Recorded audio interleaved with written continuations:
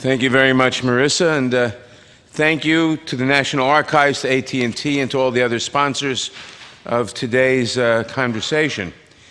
On October 23rd, 1915, 101 years ago this Sunday, 50,000 women and men marched up Fifth Avenue from Washington Square to 59th Street, demanding that women be granted the right to vote in the largest suffrage parade in New York's history. They scheduled their march 10 days before Election Day, when a referendum on the ballot would decide whether or not women would gain the right to vote in New York State. And now we find ourselves about 18 days from another important election day. This year, we will, it's not my so secret hope, elect the first woman as President of the United States in American history.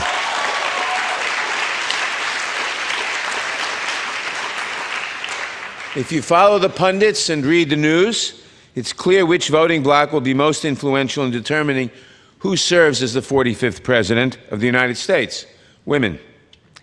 The women who marched that October afternoon did not know that the referendum would fail that year. It would take 2 more years for New York State to grant them their right to vote, and another 5 years before the 19th Amendment was ratified, enshrining that right in the Constitution for every woman in the United States. While they could not see the future struggles ahead of them, they did know one thing: the right to vote is sacred and the foundation of all other rights. It is central to the very idea of the United States. In 1915, news coverage of the suffragettes parading in New York focused exclusively on white women, although many minority women were part of the suffrage movement and part of that march. It is past time to break down that barrier and recognize that voting rights is an issue for all women, and in fact for all people. Protecting the right to vote is one of the oldest and most important battles in our democracy. It's a continuing battle. It's one of the main reasons I sought a seat in the House Judiciary Committee when I was first elected to Congress. Yet despite the critical importance of protecting the right of every American to vote and the blood, sweat, and tears of suffragettes, millions of women are at risk of losing their rights because of Congress' failure to pass a new Voting Rights Act. The Voting Rights Act was passed in 1965 to end 100 years of flouting of the 15th Amendment, which guaranteed people the right to vote regardless of race, color, or previous condition of servitude. And we all know the Jim Crow laws, and we all know what happened, and we all know that there was a whack-a-mole for several years. From 1957 to 65, the federal government would go into some jurisdiction and would sue them for passing some law or enforcing some regulation that effectively blocked people from voting. And they'd win in court after an election or two, and the state would promptly pass another bill, and the cycle would start over again, and they'd never catch up. The Voting Rights Act of 1965 had a key clause in it, Section 5, preclearance, and it said that covered jurisdictions, that is, jurisdictions, states, counties, with a history of voting discrimination, and there was a formula in Section 4 of the bill for which jurisdictions were covered by Section 5. All such jurisdictions could not enforce any new law relating to voting, any new regulation, couldn't move a precinct across the street, couldn't redistrict, couldn't restrict the franchise in any way without getting that new law or regulation approved in advance, either by the Justice Department or by a federal district court. And that essentially stopped the whack-a-mole game and was the most important provision of the Voting Rights Act. And under it, finally, African Americans registered and were allowed to vote in large numbers in the South. And it has been used not only for discrimination against African Americans, but also against women, against minority groups of various different types. In 2006, now the Voting Rights Act was reauthorized several times, 1982 and 1990s, always by huge bipartisan majorities. In 2006, as the ranking Democrat on the Constitution Subcommittee, I had the honor to preside along with Steve Chabot, a conservative Republican from Cincinnati, on hundreds of hours of hearings. We established a 15,000-page record to justify reauthorization of the Voting Rights Act. And we did that because the Supreme Court had told us, I think improperly, that Congress has to justify its legislation by sufficient factual findings.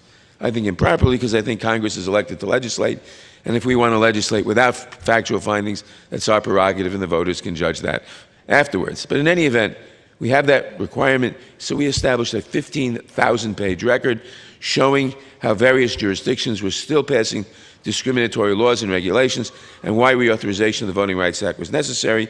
And in 2006, we reauthorized the Voting Rights Act for 25 years. The vote was 395 to 30-something in the House. It was very bipartisan. Then in 2013, 3 years ago, the Supreme Court in the case of Shelby County versus Holder ruled that the provisions of the law defining which jurisdictions are covered were out of date and therefore unconstitutional, a rather new concept, but out of date and therefore unconstitutional, and therefore the preclearance requirement was dead, unless Congress established a new formula, which we can do. But suddenly, the Republican Party as a whole decided they didn't want to do that. And the 395 votes suddenly became a minority of votes. We have been unable to pass any bill to restore the preclearance. And the moment that stopped, state after state started passing restrictive voting regulations. You've read about this in the papers. Restrictive in many ways. 22 states have established such restrictions as part of a systematic attempt to suppress the voting rights of African Americans, Latinos, college students, and others. Each of these groups obviously includes millions of women, and a lot of women, and older women who lack birth certificates, and therefore can't get documentation required by some of these new laws. We must reauthorize, actually not reauthorize, we must pass, we have the ability to pass it. It's not up to the Supreme Court.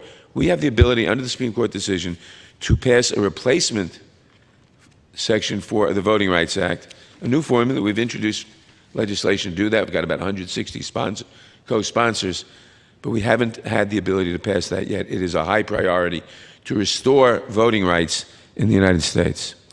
We cannot overstate the importance of every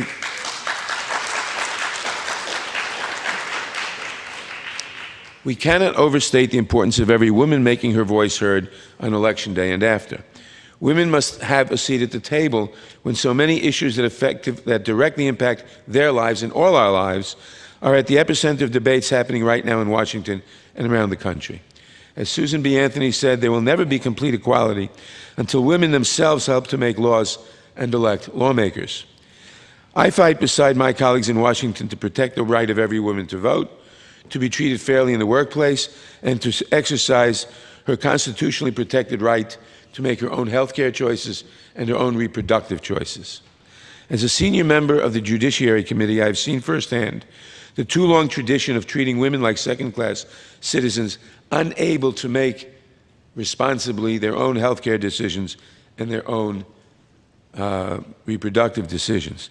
We saw up on there, on the board, a reference to the Comstock Act of 1873, goes back a long way, which made it illegal to send obscene materials through the mails and to find anything talking about contraception as obscene.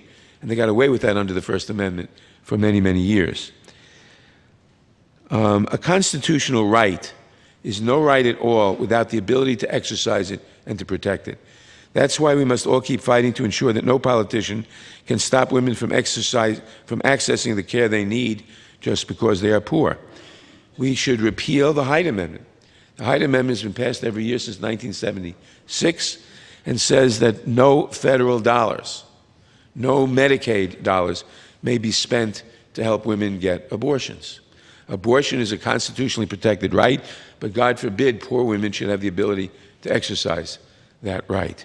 We must repeal the Hyde Amendment and make sure that all health care, including contraception, including abortions, when the woman and whoever she relies on to advise her family, her doctor, whenever she decides that she needs one, it ought to be available regardless of her financial status.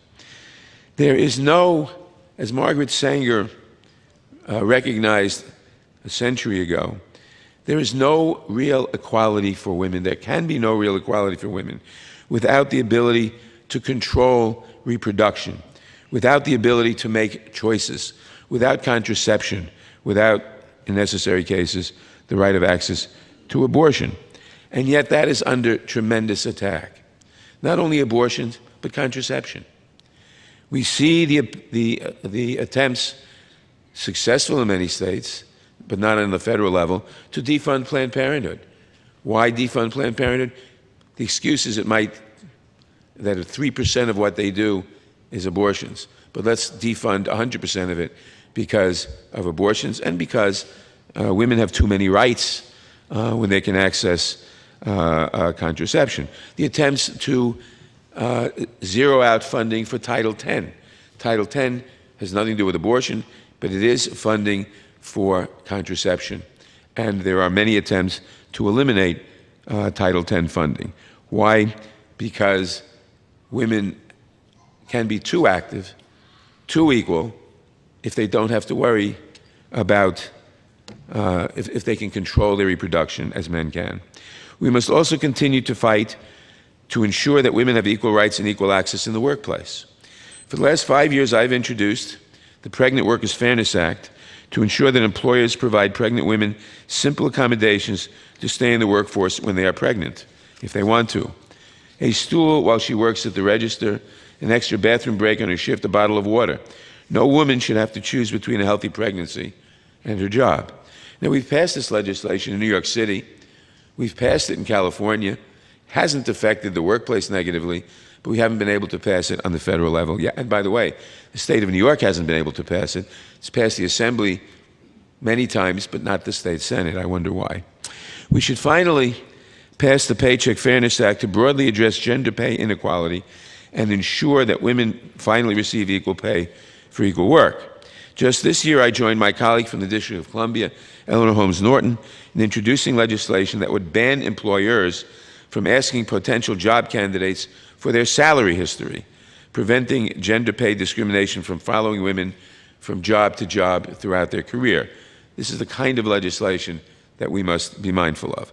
We will not see any of these critically important pieces of legislation, any of these important policies become law if we do not ensure that every woman exercises her most fundamental right as an American citizen to vote. 101 years ago, women gathered together to demand that right. I am honored and proud to be here at this gathering of men and women standing up for women's rights today. Thank you again for having me here for this incredibly important conversation. And before saying thank you, and I look forward to hearing from you, I have the privilege of introducing the next speaker, a woman of great accomplishment, of great power in New York City government, the Speaker of the City Council, Melissa Mark-Viverito.